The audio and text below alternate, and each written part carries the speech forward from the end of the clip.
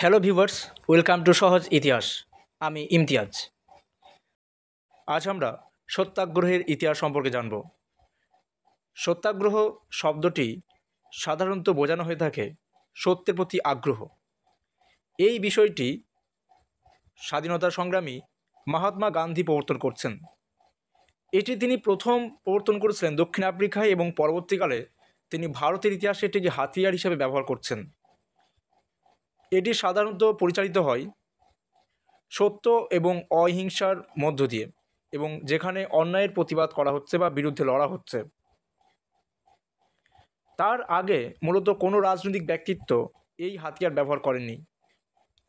আমরা অনেকগুলো সত্যাগ্রহ সম্পর্কে জানব। সেক্ষেত্রে আমরা যেমন প্রথমেই যে সত্যাগ্রহের কথা বলবো সেটা হচ্ছে বিজলিয়া সত্যাগ্রহ। এটা হয়েছিল রাজস্থানে, বর্তমান ভিলওয়ারা জেলা। সময়কাল ছিল 1916 থেকে 1920 দশক। তার বিষয়বস্তু কি এখানে দেওয়া হয়েছে। এটা সাধারণত হয়েছিল জমিদারদের বিরুদ্ধে এবং রাজপরিবারদের বিরুদ্ধে, যেখানে প্রচুর পরিমাণে তারা কর চাপিয়েছিল, যা কৃষকদের পক্ষে দেওয়া সম্ভব নয়। এই জন্য এই সত্যাগ্রহটি হয় রাজস্থানে। তার নেতা কে ছিলেন উল্লেখ করা হয়েছে বিজয় সিং পাঠিক, মনোহরলাল শর্মা। ওনাদের নেতৃত্বে এটা হচ্ছে, এবং সেখানে কিন্তু গান্ধী কিন্তু সমর্থন জানিয়েছিলেন। দ্বিতীয় এবং এর ফলাফল কি হয়েছে সেখানে দেওয়া হয়েছে। শেষ পর্যন্ত 1922 সালে তারা কর কমাতে বাধ্য হয় এবং কৃষকরা যে শর্ত দেয় সেই শর্ত তারা মানতে বাধ্য হয়। দ্বিতীয় যে সত্যাগ্রহ, যেটা আমাদের কম বেশি সবারই জানা, সেটা হলো চম্পারণ সত্যাগ্রহ। চম্পারণ সাধারণত এটি বিহার অঞ্চলে পড়ছে। এটা হয়েছিল 1917 সাল। মূল বিষয় ছিল কৃষকদেরকে জোরপূর্বক নীল চাষ করতে বাধ্য করানো হয়েছিল। 1890 দশকেই জার্মানিতে সেখানে কিন্তু কৃত্রিম নীল আবিষ্কার হয়ে গিয়েছে। তারপরেও কেন, কী জন্য ভারতীয়দের নীল চাষ করতে বলা হচ্ছে, যার জন্য কৃষকরা তারা কিন্তু নীল চাষ করতে নিষেধ ঘোষণা করছে বা তারা কিন্তু করবে না। সাধারণত জমির 3 ভাগের 20 ভাগের 3 ভাগ নীল চাষ করতে বলা হতো। কিন্তু একবার যে জমিতে নীল চাষ হতো সেই জমির উর্বরতা শক্তি কিন্তু কমে যেত, হ্রাস পেয়ে যেত, এবং স্বাভাবিকভাবে অপরদিকে তারা খাদ্যশস্য চাষ করতে পারছিল না, যা তাদেরকে পরিবার চালানো তাদের পক্ষে অসম্ভব হয়ে উঠছিল। এরকম একটা বিষয় থেকে এই বিহারে চম্পারণ সত্যাগ্রহ শুরু হয়। নেতৃত্ব যারা দিয়েছিলেন তাদের মধ্যে ছিলেন রাজেন্দ্র প্রসাদ, নরহরি পারেখ, জে.বি. কৃপালিনী এবং মহাত্মা গান্ধী। শেষ পর্যন্ত সেখানে কিন্তু চম্পারণ কৃষি আইন পাশ হয় এবং কৃষকদের 25% ক্ষতিপূরণ দেওয়া হয়। তৃতীয় যে সত্যাগ্রহ সেটার নাম হচ্ছে খেরা সত্যাগ্রহ। এটা হয়েছিল গুজরাটে 1918 সাল। এটা মূলত ছিল কৃষিকাজের সঙ্গে যুক্ত কৃষকদের একটা সত্যাগ্রহ। সেখানেও নেতৃত্ব দিচ্ছেন বল্লভভাই প্যাটেল, ইন্দুলাল যাজ্ঞিক, এদের মতো বিভিন্ন আঞ্চলিক নেতা, স্থানীয় নেতারা, এবং সেই বিষয়ে যিনি যোগ দিচ্ছেন তিনি হচ্ছেন মহাত্মা গান্ধী। চতুর্থ সত্যাগ্রহ হলো বারদৌলি সত্যাগ্রহ। বারদৌলিতে যে সত্যাগ্রহটি হয়েছিল সেটা মূলত কৃষকদের সঙ্গেই যুক্ত ছিল। এটা হয়েছিল 1928 সাল। সেখানে 30% কর বাড়িয়ে দেওয়া হয় এবং কৃষকরা যথেষ্ট পরিমাণ একটা সমস্যার সম্মুখীন হয়, যার জন্য তারা এই সত্যাগ্রহ করে। এবং আমরা বল্লভভাই প্যাটেলকে এতদিন শুধু বল্লভভাই প্যাটেল হিসেবে জানতাম, কিন্তু এই সত্যাগ্রহের পর তিনি সর্দার উপাধি পেয়েছিলেন, এবং সেই উপাধি দিয়েছিলেন কারা? সেই অঞ্চলে যারা নারী ছিলেন, যে সমস্ত নারী আন্দোলনকারী ছিলেন, সত্যাগ্রহী ছিলেন, তারা তাদের নেতার উপাধি দিলেন সর্দার, এবং তিনি হয়ে গেলেন সর্দার বল্লভভাই প্যাটেল। পঞ্চম সত্যাগ্রহ ছিল ভাইকম সত্যাগ্রহ। এটা হয়েছিল কেরালার ভাইকমে। এটা সময়কাল ছিল 1924 থেকে 25। মূল বিষয় ছিল নিম্নবর্ণের হিন্দুদের মন্দিরের আশপাশে রাস্তায় প্রবেশ নিষিদ্ধ, যা এটা সামাজিক বৈষম্য প্রতি ঘটেছিল। এটা সাধারণত ছিল নিম্নবর্ণ উচ্চবর্ণের প্রতি সত্যাগ্রহ, অর্থাৎ উচ্চবর্ণ তারা যে ধরনের ব্যবহার করছে নিম্নবর্ণের সঙ্গে তার বিরুদ্ধে এটা আন্দোলন ছিল।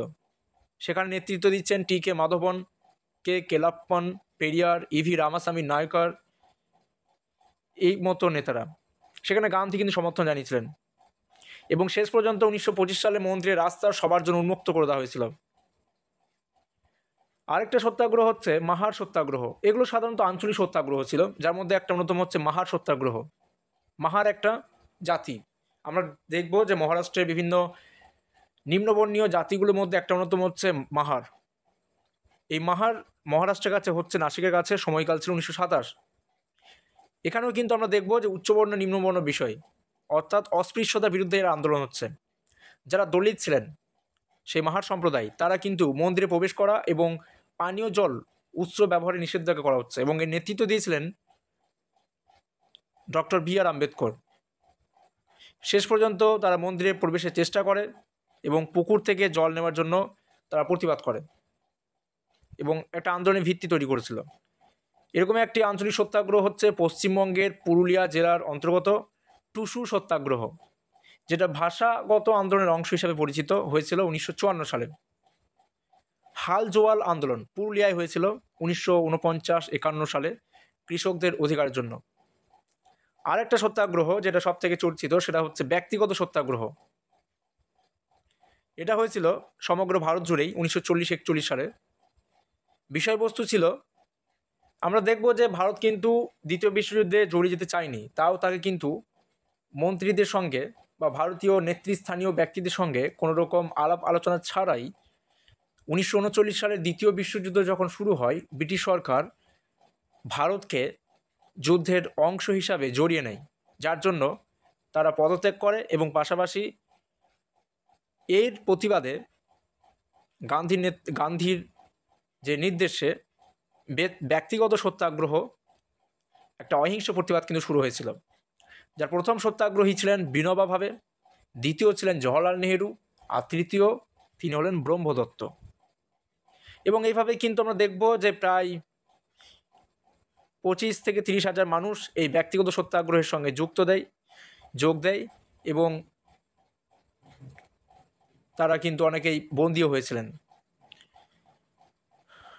দশম সত্যাগ্রহের নাম হচ্ছে ধর্ষণা নামক সত্যাগ্রহ। এটা হয়েছিল গুজরাটের ধর্ষণাতে, যখন লবণ সত্যাগ্রহ ছিল, লবণ আইন যখন চলছিল, সল্ট মার্চ যখন হচ্ছিল 1930-এর দশকে, আইন অমান্য আন্দোলনের সঙ্গে যেটা একটা যুক্ত রয়েছে, ঠিক সেরকম একটা সময়কালে এই সত্যাগ্রহ হয়। এবং যারা নেতৃত্ব দেন তাদের মধ্যে অন্যতম হচ্ছেন সরোজিনী নাইডু ও ইমাম সাহেব। সেখানে কিন্তু পুলিশ প্রচুর পরিমাণ লাঠিচার্জ করে এবং এই ঘটনা কিন্তু বিশ্বব্যাপী মনোযোগ আকর্ষণ করতে সক্ষম হয়েছিল এই সত্যাগ্রহটি। পেশোয়াতে সত্যাগ্রহ হয়েছিল, যেটা উত্তর পশ্চিম সীমান্ত প্রদেশে অবস্থান করছে। সেখানে নেতৃত্ব দিয়েছিলেন খান আব্দুল গফর খান, বা যাকে ফ্রন্টিয়ার গান্ধী বলা হয়, বাদশাহ খান যার অপর নাম, বা সীমান্ত গান্ধী বলা হয় তিনি, বা খুদাই খিদমতগার, যার লাল কুর্তি বা রেড শার্ট যে সংগঠন রয়েছে, সেই সদস্যরা অহিংসভাবে ব্রিটিশ আইন ভঙ্গ করে প্রতিবাদ মিছিল করে। আরেকটা সত্যাগ্রহ হচ্ছে গোর্খালি সত্যাগ্রহ, যেটা দার্জিলিং বা সিকিম অঞ্চলে হয়েছিল। তাছাড়াও রয়েছে মেদিনীপুর সত্যাগ্রহ, 1930-34 হয়েছিল পশ্চিমবঙ্গে মেদিনীপুর জেলা। সেখানে নেতা ছিলেন সতীশচন্দ্র সামন্ত বা মাতঙ্গিনী হাজরা ইনারা। তাম্রলিপ্ত সত্যাগ্রহ হয়েছিল 1942 সালে ভারত ছাড়ো আন্দোলনের সময়, নেতা ছিলেন অজয় মুখোপাধ্যায়। তাছাড়া রয়েছে নাগপুর পতাকা সত্যাগ্রহ, 1923 সালে হয়েছিল। এখানে নেতা ছিলেন জামানলাল বাজাজ। এখানে নিষিদ্ধ করা হয়েছিল, পতাকা উত্তোলন নিষিদ্ধ করা হয়েছিল বলে এই সত্যাগ্রহটি হয়েছিল।